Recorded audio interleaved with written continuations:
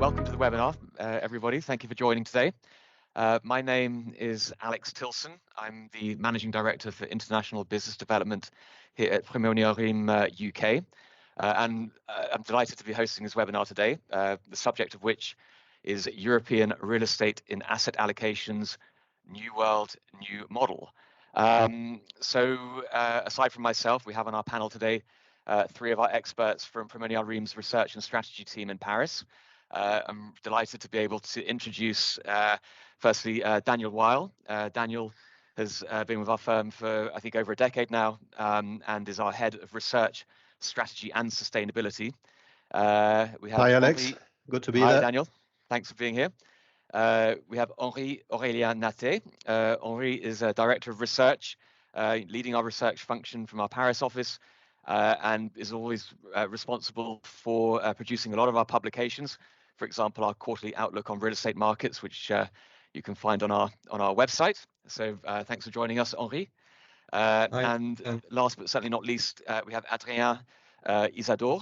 And Adrien is a statistician, economist, working with our team in Paris as well, alongside Henri and Daniel. So welcome, Adrien. Thanks for being here. Thank you. So, over the remainder of the hour, we're going to be talking about this topic amongst ourselves, but we also want to try and make this webinar as interactive as possible. So I understand there is a chat box, and audience members will be invited to submit questions for our team. I think they'd be pleased to answer them. So yeah, please don't hesitate to ask questions and to interact with the panel to be able to get the most out of the discussion today. I'm just going to run through the agenda very quickly, which hopefully you can all see on screen. I'm just going to give a quick introduction in a moment to Primonial REIM, particularly for those people who perhaps are less familiar with our organization. And then after that, Daniel will provide a macroeconomic outlook, European outlook for Q2, talking about several factors that we're seeing impacting on the real estate markets today. And then after that, we're going to launch into the panel discussion with our team members here. So talking firstly about asset allocation, our approach to it, why, and we do it in the way that we do, and how we go about doing it. And then in the second half of the discussion today, we're actually going to be introducing some of our proprietary in-house technology, the SMART model. And I think Adrien in particular, Henri will be talking more about that. And discussing the technology that we've created to be able to help with the asset allocation process.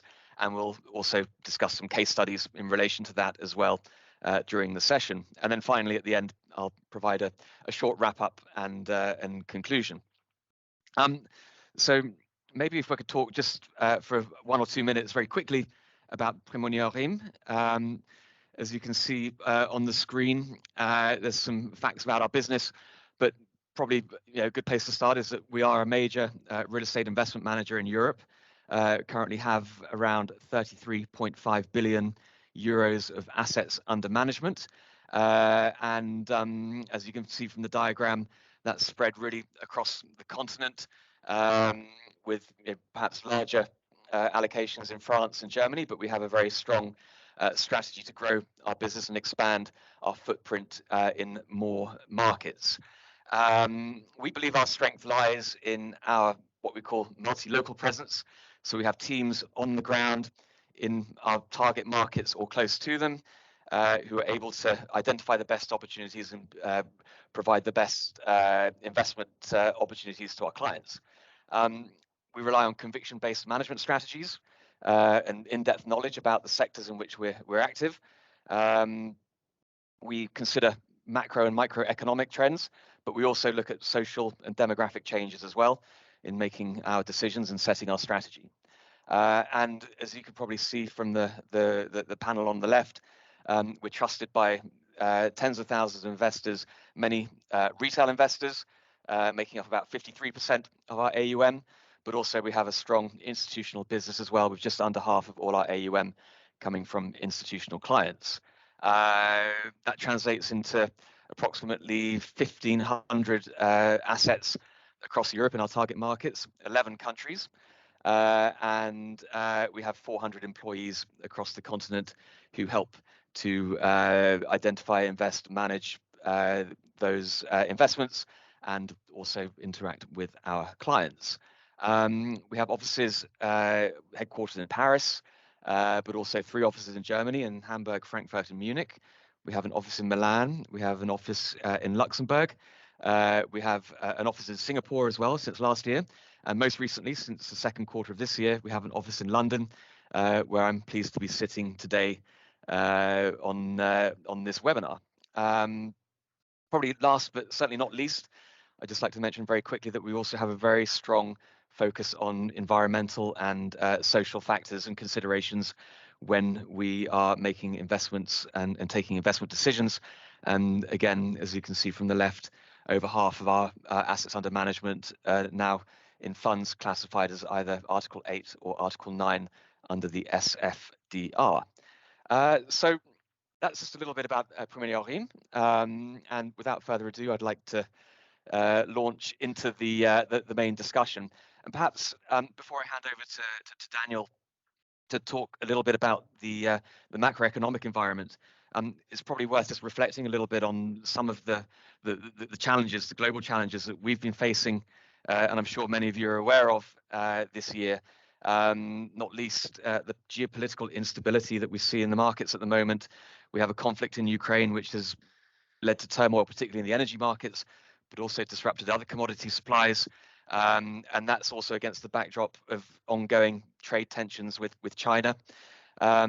We have been coming out of the COVID pandemic into this kind of post-COVID recovery period, which has seen imbalances and disruption in labor markets and in supply chains.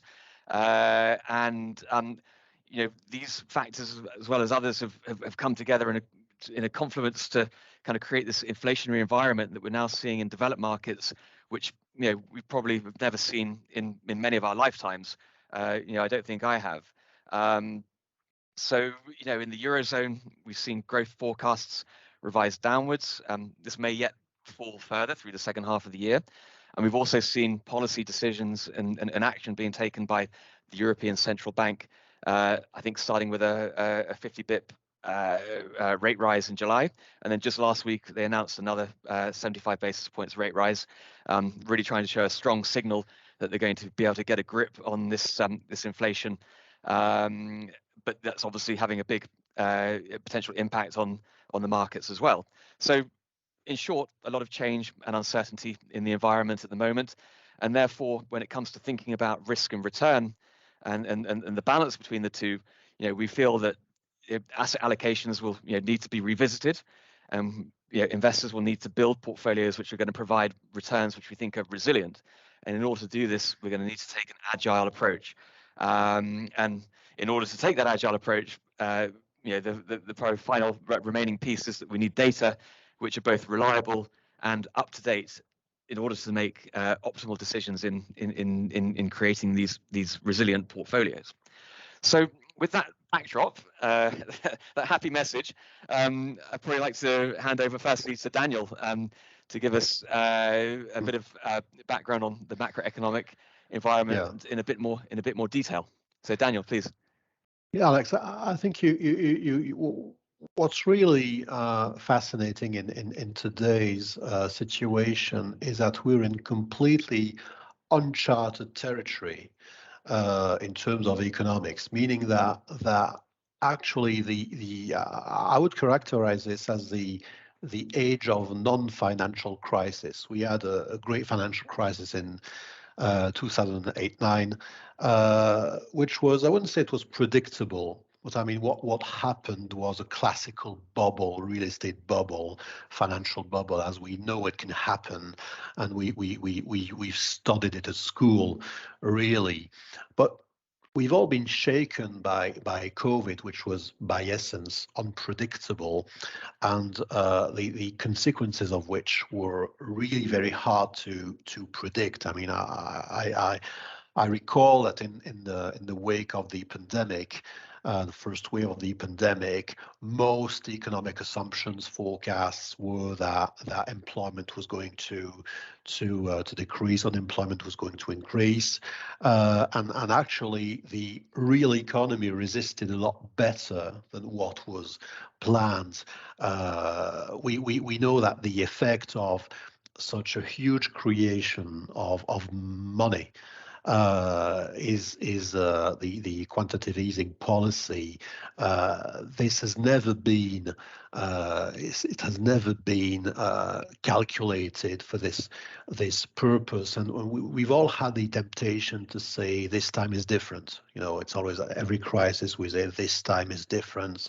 This time we have 100% of GDP in debt, but we're going to manage because it's different, etc. So what strikes me is really the unpredictability of the environment, and then after a non-financial crisis which was the pandemic, we've got this other non-financial crisis, which is a war in Ukraine, and of course this extraordinary situation of sanctions and counter sanctions and the energy markets.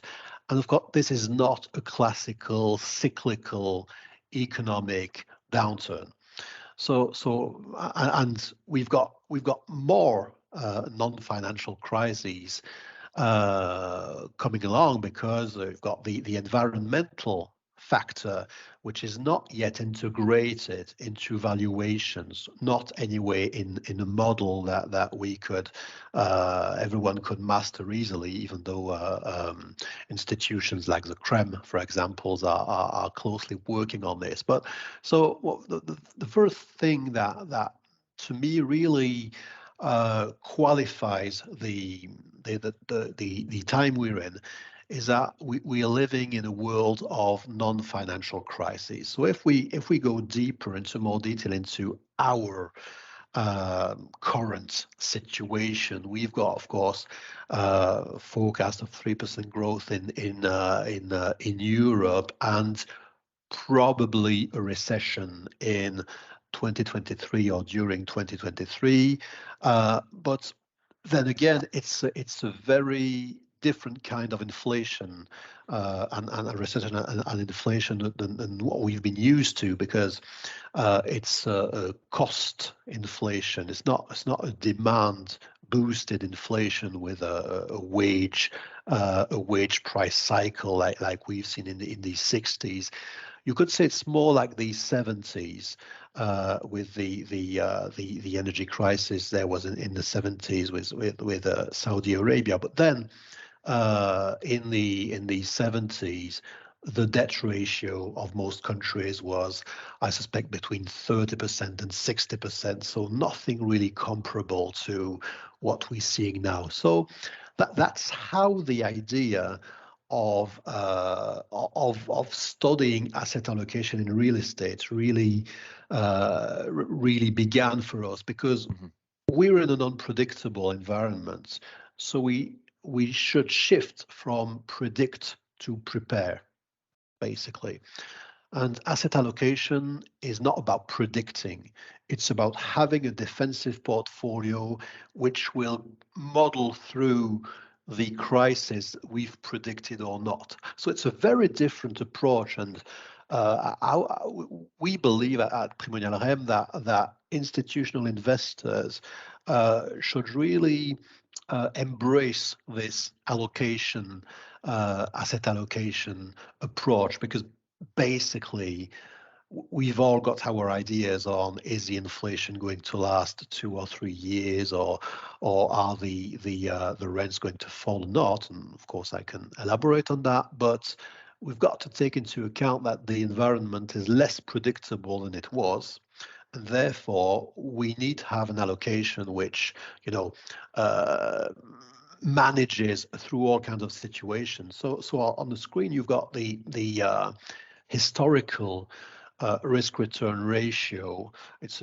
quite a classical graph between real estate, bonds, and the stock market. And it's true that on the long term, we've always seen that feature that real estate is a bit better in terms of performance than sovereign bonds.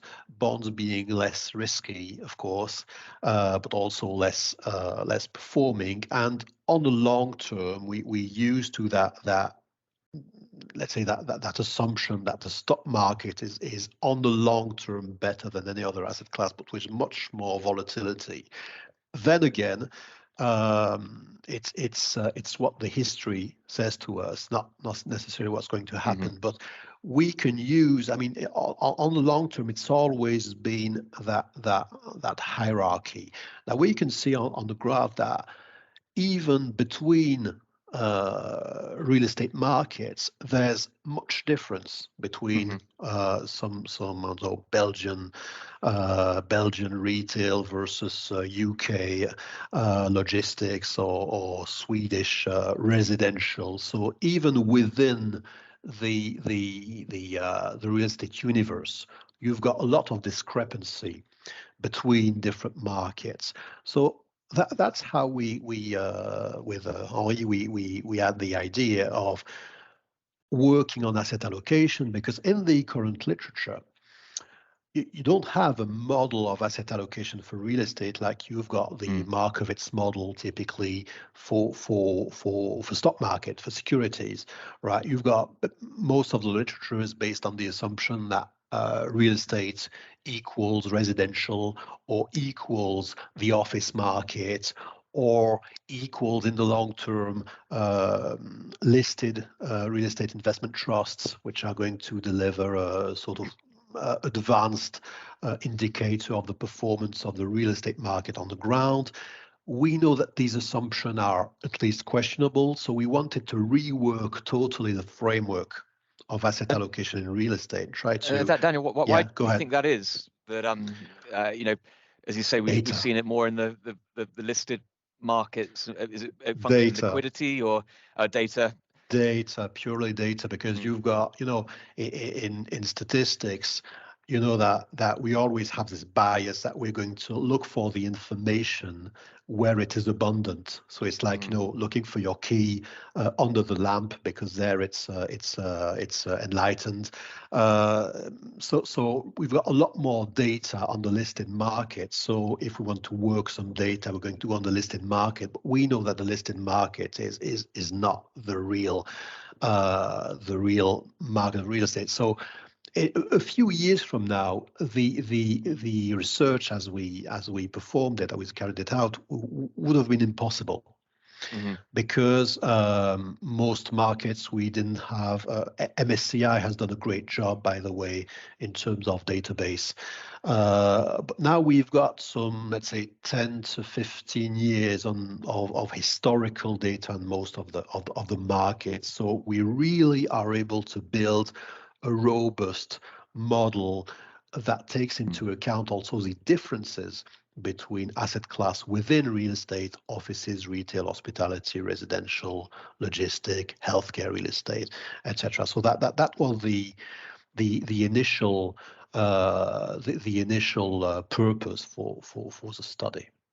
And I mean, do you find that the data coming from different countries or different sectors can be variable? I guess some markets are probably more transparent than others. When I think about where I'm sitting in the UK, it's generally probably considered quite a transparent market. Absolutely. There's a difference in frequency of the data.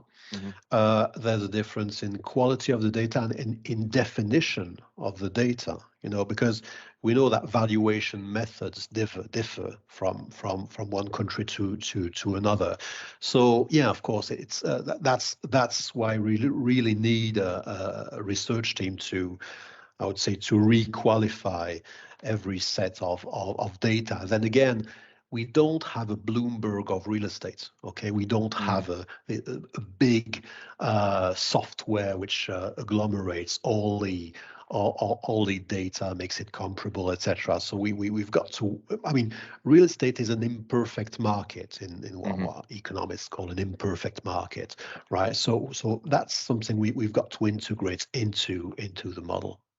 Great. And I'd like to also just point out at this stage, to participants who are watching the webinar, please do also, we invite you to ask questions through the chat function, and please don't be shy to quiz Daniel and the team on some of these points which are coming up. Absolutely. Good. Well, thank you. So I guess we explained a little bit about kind of why you decided to approach this topic within a real estate context. I mean, Henri, perhaps I can hand over to you for a little bit to discuss, kind of how as a team, having identified that private real estate was an area which a new kind of model of asset allocation could be helpful, how you decided to sort of start going about this.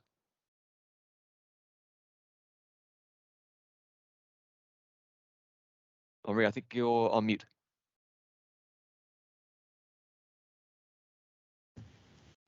Sorry.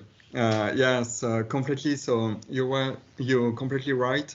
As you know, during the last decade, we have experienced what we can call international geopolitical stability. And of course, the fact that policies of cutting interest rate generated local liquidity also, it's very important because these two trends were very profitable to real estate.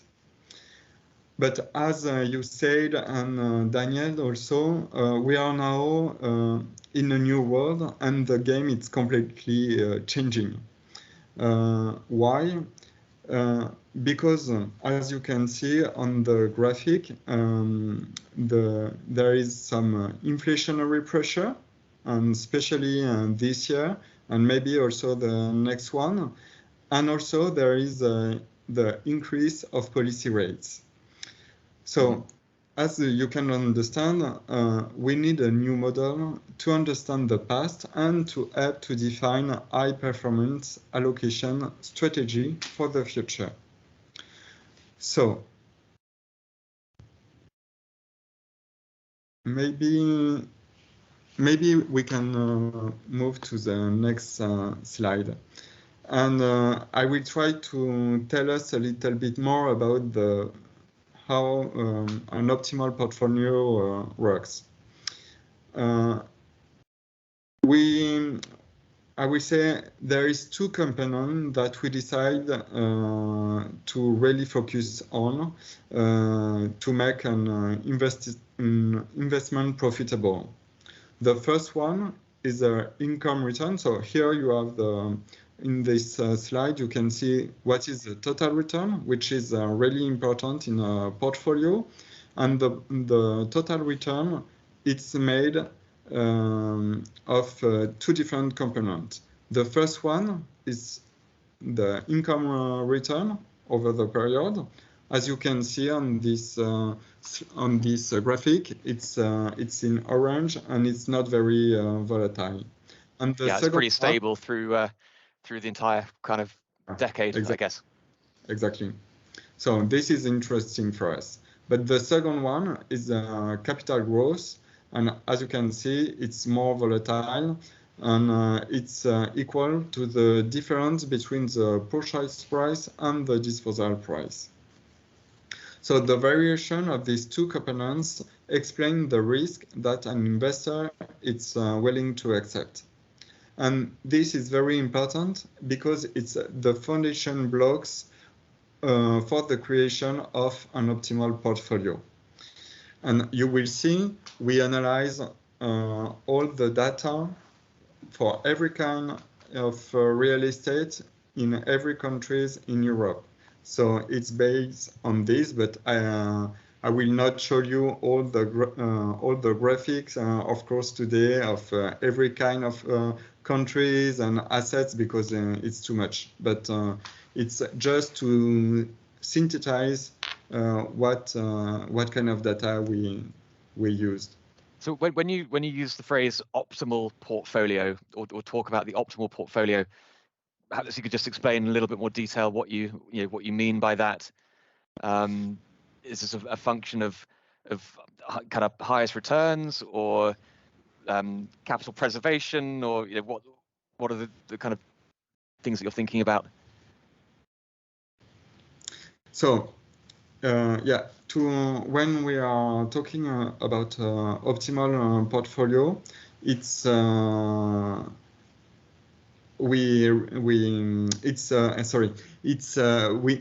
this is the reason why we create Smart. So the idea is, if we move to the next slide, maybe I can tell you a little bit more. So I would like to answer your question by simplifying a difficult issue. And we are in a world, and if in this world we don't have a compass, how do you define your way around for the best allocation, I will say? And to ensure the best allocation strategy, Primonial, our team, Primonial REIM Research and Strategy, has created the SMART model. And the SMART model, it's a statistical model to have the best risk-return balance thanks to different elements. The first one, it's the fact that we analyze the past data. The second one, it's we have some forecast of this data for the next decade, so we can have a view, because as you can guess, what's happened in the last decade, it's not exactly the same of what is going to happen.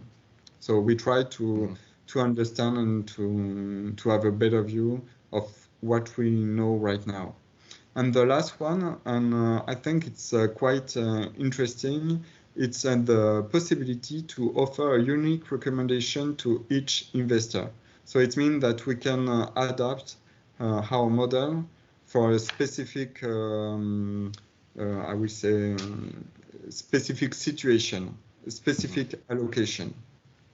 So this would be, firstly, I guess, a function of the investor's own appetite for risk, or what they want to achieve, maybe from a financial perspective, but then also based on where they may already have holdings, or be exposed, and the potential risks already inherent in their portfolios. And before we go on with that, we did have a question come in, actually, which I would just like to address to the group coming in.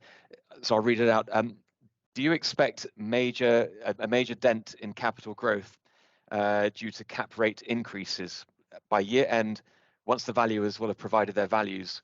For example, in the listed sector, I think we tend to see this leading the private real estate sector by a couple of quarters. So when the listed groups are reporting their valuations, is that going to then feed into the private real estate valuations as well? Yeah, maybe I can take this one. I mean, that's a very very interesting question, because basically we've got to keep in mind that real estate valuations are much slower than on the listed markets, right? Meaning that the evolutions in real estate hikes typically are not going to translate immediately into the quarterly valuations of most of real estate's unlisted funds. So timing is critical here, because timing gives time to the investors to implement, for example, indexation or inflation into rents. So we're not going to react like the market to, for example, the 75 basis points rate hike that we saw last week. We're not going to see that into valuations before some time, right? So timing is very important here. What we believe in macroeconomically is that, of course, when risk premiums diminish, right? Because risk premium being the difference that's explained fully in the study, but when the difference between real estate yields and treasuries is bigger, right? Real estate tends to be more attractive, and when this risk premium diminishes, then we tend to see less capital into real estate. There's competition from bonds in terms of real estate return and bonds and prime offices typically, and therefore there can be some pressure on values. So there's right now there's some, let's say, competition between cap rates who are decompressing, okay, pressure on values to go down, and indexation of rents, basically, which are boosting valuations. So the effect, there's a positive effect and a negative effect on valuations, and the proportion between the first and the second will depend precisely on asset classes, on the quality of your tenant. Do you have, one of the biggest questions today is, do you have a tenant that is able to survive in terms of profit margins to inflation? Can he pass on inflation to his customers, basically? Because if not, that means he's got less room to pay the rent, basically. So that's typically the case, for example, of healthcare operators, which you know that Primonial REIM is a bigger investor in. So that's how we see the outlook in terms of valuations. There's right now there's some positive effects in terms of indexation and some negative effects in terms of risk premium, and the competition between the two is going to depend on countries and asset classes, just like the allocation model. Great, thank you. We had another question come in. Maybe I could address to Henri and Daniel as well. Regarding the specific smart model, and I think when we were talking about the data which has been available over the past decade or more, does the model really only go back the last 10 years? Because when you look at, I guess when we came out of the GFC, we kind of came straight into a kind of long run growth cycle with, as you alluded to before, very low interest rates, asset price inflation, all that kind of stuff. So is there a danger, I suppose this question is asking, of that data really just being taken from a time period where everything was really kind of trending upwards, and how reliable is it in order to inform the data which will then be used to for the forward-looking model? Yeah, so it's we decide to only take 10 years for this exercise, 10 years back for the last decade and 10 years for the next one. But in fact, we can take more than 10 years. It will depend also about the data available. But with 10 years for this example today, we have all the data for all the country and asset by asset class. But in fact, we have more than 10 years. Yeah. Mm-hmm. But what's important is that it's not an extrapolation model, meaning it's not just the forecasts are not a function of what happened in the past, right? Mm-hmm. They're a function of the current available forecast by the economic forecast in terms of inflation, inflation growth, etc. So we're not taking assumptions from the past to forecast, right? The forecasts mean basically translating the expectations of people like Oxford Economics or most great institutions, translating these into real estate, right? So we're not dependent on the results of the previous 10 years.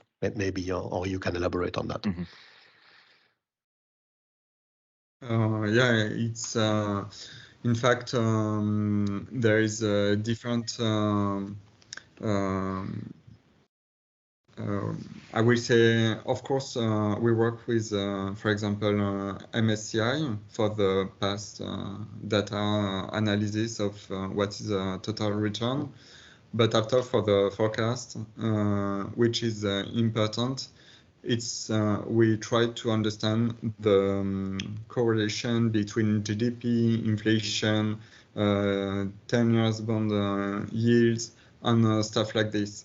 So it's not just the fact that, okay, this asset performed like this during the last decade, so we'll suppose that it will perform in the same way for the next decade. In fact, we try to understand the correlation between the asset and the economy, and this is the reason why we are able to do this allocation outlook.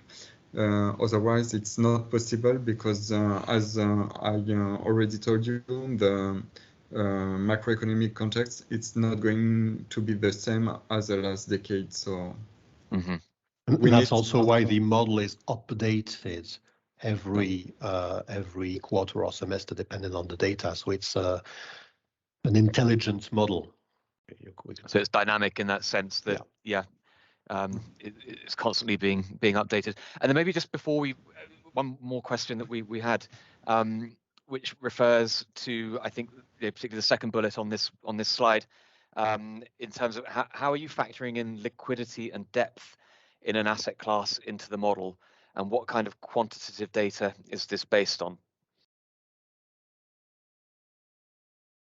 So in fact, of course, liquidity and depth are we consider it on the model. It's very important, and the best is when we will see the case study, you will understand.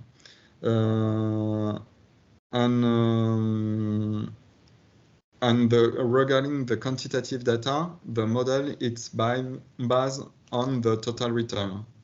So it's the balance between the risk and the return that investor is willing to accept. So it's also what we are going to see in the case study. So maybe great. Maybe it's time. Yeah. Maybe Adrien can maybe talk a little bit more about the smart model, because I think like this we'll have the link. Great. Yes, Adrien, perhaps I could hand over to you to tell us a little bit more about the methodology which is behind the smart model, and so we can understand a little bit more about what's kind of driving these diversification strategies that we've been referring to in the earlier part of the seminar. Yes, so the smart tool has been developed to create efficient portfolios by minimizing risk for a given level of return. So this is done while respecting the constraints implemented, such as liquidity and depth. Smart adjusts its allocation strategy according to liquidity and depth to remain consistent with the reality of the markets.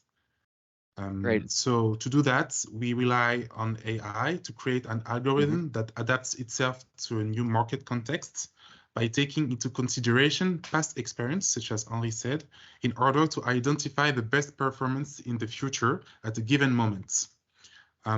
Smart is able to meet investors' constraints, such as the preferred market or the target markets, and create efficient portfolios for each desired level of risks. Great. So you've kind of referred there to a couple of terms. To explain it in a more economic way, in the economic literature, the word efficient refers to the ability of a portfolio to deliver the best level of return for a given level of risk, or similarly, we can say that it's the lowest level of risk for a given level of return. Usually, volatility is often used as a risk indicator because it measures the magnitude of a variation in the price of an asset.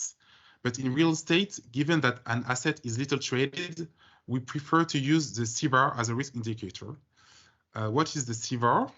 The CVAR stands for conditional value at risks. So it is another risk indicator widely used, for example, in the banking sector, and it measures the average losses in the worst case scenarios. So this is how SMART has been made. Great. So maybe we can. I think we've got some examples on the next slide, or the next few slides, of exactly what, how these portfolios look.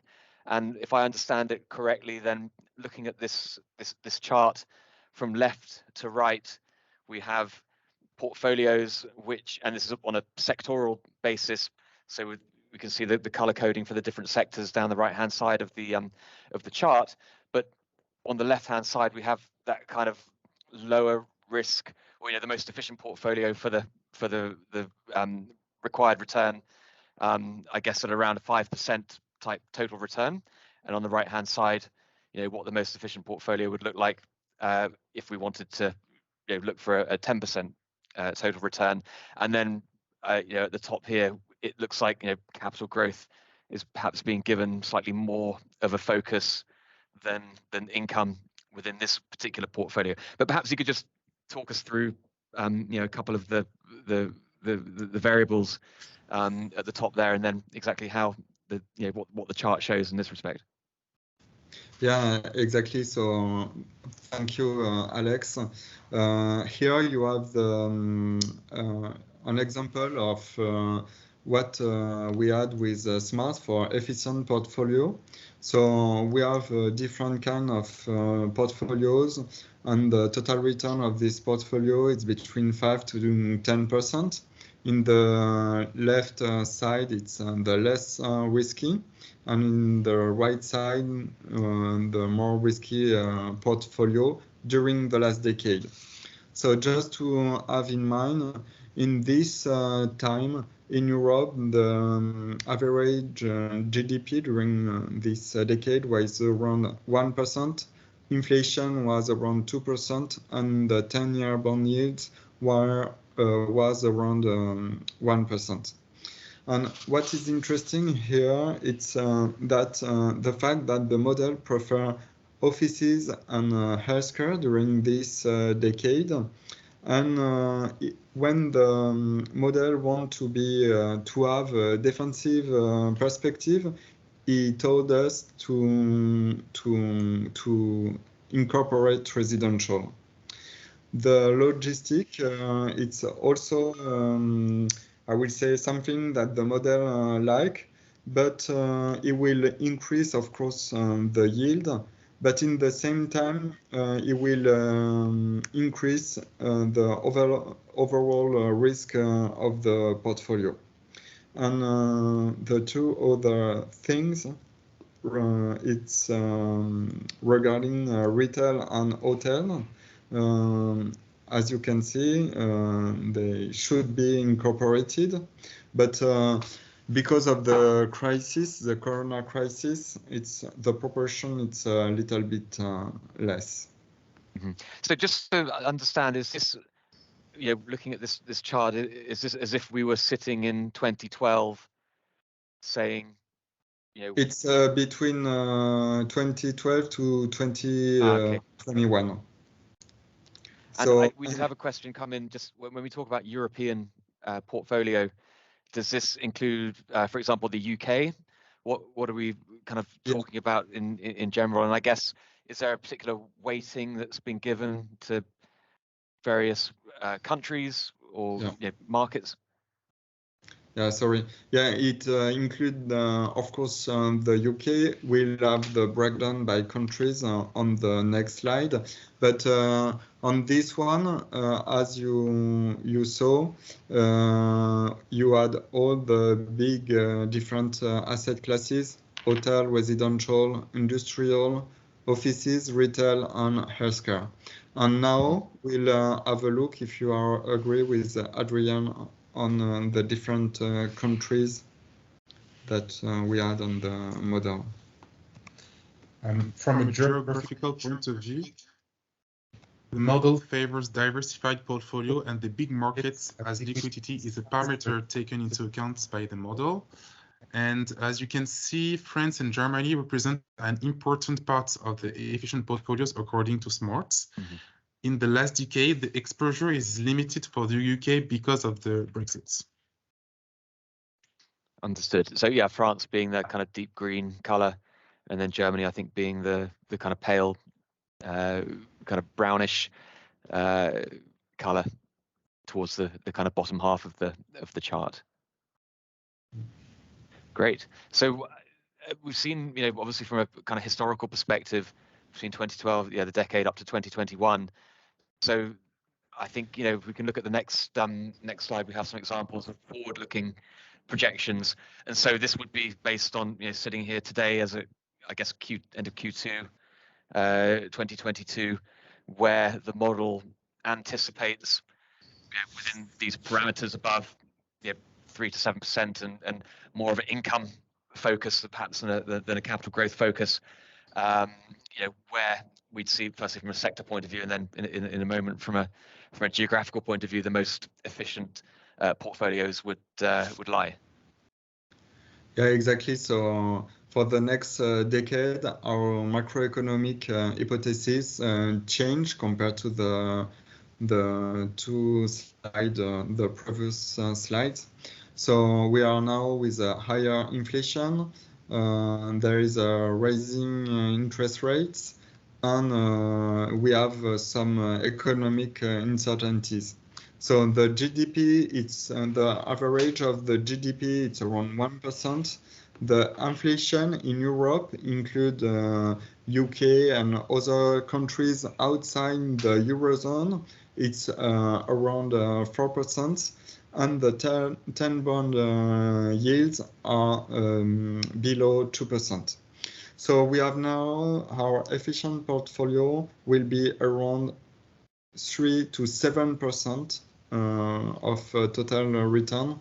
Even with the situation is a little bit changing, I will say now it's between 3 to 6%. But the big difference it's that the performance it's going to be driven by the income return compared to the last decade, and in a smaller proportion by the capital growth. So here, what it's maybe interesting to see, it's the fact that the model lack offices, residential, and healthcare in a defensive approach. Yeah, I was going to ask you about that, Henri, if I could just interrupt in particular, because we see on the very left-hand side of the model of the chart here that the largest allocation by far is in office.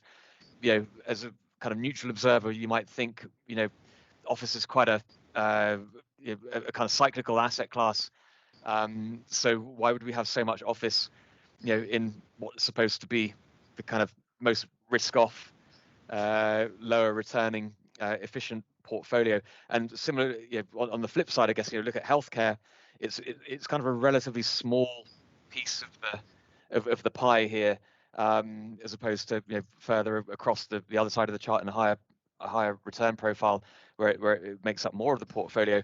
But you might think that healthcare with demographic factors and the way potentially this asset class and the businesses are funded, the operations are funded, it might be a more kind of reliable income stream and less volatile.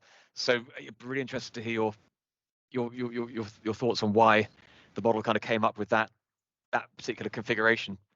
Yeah, I think the reason there is different reason why the model really enjoy to mix offices, residential, and healthcare.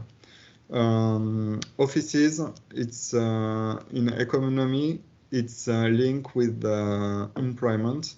So the fact that there is still some job creation, the model like it, even if we are, in a context of uncertainties and things can change maybe on the next quarter, but we can adapt it, of course. And for the healthcare, it's because of the demographic change. And for the residential, it's because we always need to have a home. So the model like it because these asset classes are quite stable, and in fact we really need it in our life. And If I can, yeah. So go ahead. Sorry, I'll let you finish. You can No, go. sorry. Yeah, just to also, I would add something. It's the as a structural effect. It's the decorrelation factor, meaning that, of course, it can be counterintuitive that, I mean, you could say, of course, that a defensive portfolio is made of, so to speak, defensive asset classes. But the truth is, what's really defensive in the portfolio is that the asset classes don't move in the same direction at the same time, right? So that's the decorrelation factor, meaning that if you've got some, let's say, more risky assets, but they don't have the same kind of risks, therefore they won't, they will compensate for each other because they don't have the same risk profile and are exposed to the same risks, then actually you're much more defensive if you have some diverse risky assets, which with decorrelation between them, than if you've got, for example, healthcare, which is, as you said, as such a defensive asset class because of this steady demographic growth, etc., but which is, of course, quite high in terms of pricing. Same for residential, right? And the model takes this into account. So that's the beauty of asset allocation, in my view, is that of course it's counterintuitive because we tend to associate certain features with an asset class in particular, whereas actually what the data tells us is that a defensive portfolio is the most diversified one, rather than one that is gathered with, that is filled up with, so to speak, defensive asset classes. So I think it's a big takeaway from the study. So this is kind of really, I guess, helping to strip out perhaps some of our human biases that, when we think about what we think in our minds is more. Do you remember the time where retail was a defensive asset class? Just 10 years from now, retail was the most defensive asset class, and it turned out. By the way, we still need some retail in asset allocations according to the smart model. But what strikes us is that there's sort of balance between retail and logistics, meaning that when retail goes down, logistics goes up, etc. Meaning that there's some kind of a sector which is the consumption real estate sector, right, which would decline into logistics and retail. So that's precisely the use of that kind of model, which is to correct some biases that we may have. Great. Yeah, I know it's very interesting to see that the model recommend an equal share between logistic and retail, because these two assets are linking to consumption. So it means that the model or investor can substitute each asset between retail and logistic according to consumer behavior. So this is something new. Great. I'm conscious of time. We're running up against the hour quite shortly. In terms of questions, we had one about volatility profiles, which I think we kind of answered to a certain extent during the discussion, and then one question about whether the data which compiles into these models is really based on prime assets within the sectors. I think the answer is yes. The MSCI index is more oriented towards prime. What would you say? Yeah, it's. I will say yes and no, because yes, it's true that